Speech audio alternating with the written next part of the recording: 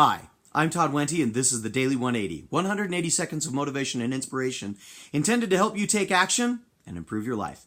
Today is episode 55 of the Daily 180, and today we're going to be continuing our series on the facets of life. Remember, the facets of life are my tool, not one that I invented, but one that I found along the way that helps me divide up how I treat my life, how I work within my life. Hopefully it helps me bring a little bit better balance to the different aspects of my life so that nothing gets too far out of whack. It's a tool that can allow us to think about, to goal set, to work within the different aspects of our life and make it a little easier to do so, a little more organized. We've talked about the family, business, physical, mental, emotional, and social aspects of our lives. Today we're taking the last step, which in my world actually is the most important, and it's the one that I put at the top of my circle, if you will, when I design these and when I diagram them out, and that's the spiritual facet. Now, before you start saying to yourself, hey, wait a minute, Todd, I wasn't signing up to talk about any religious discussions. I understand that may not be part of your discipline. But what I'm talking about with the spiritual facet is not a religious discipline. Rather, it's our sense or our feeling of connectedness with the rest of creation, with the rest of the world around us. In fact, it can be described as our sense of connectedness to a higher power or to something greater than the merely physical existence that we enjoy.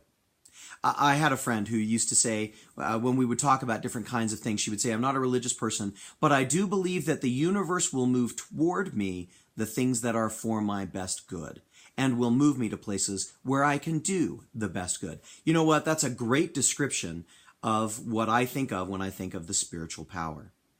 Now, for a lot of people, when it comes to working with their spiritual aspect, they have a religious discipline of some kind, of some sort. Other people have different kinds of activities that they will perform, whether it's yoga or maybe they perform Tai Chi or some other kind of a discipline or an exercise that integrates both the physicality with something bigger, something a little bit more permanent than just simply our existence, but that unites us with all people around wherever we are. If that's you, and if you're looking for some kind of a spiritual discipline, may I suggest that one of the first things you could experiment with is a little bit of meditation. Today's daily takeaway then would be, if you already have some kind of a spiritual discipline that you're engage with it a little bit more thoughtfully today.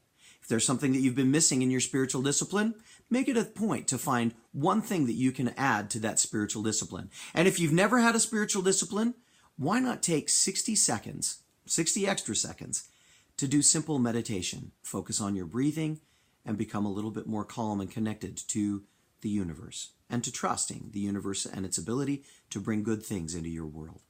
This has been the Daily 180. My name is Todd Wente. Thanks for your time. Go forth and conquer.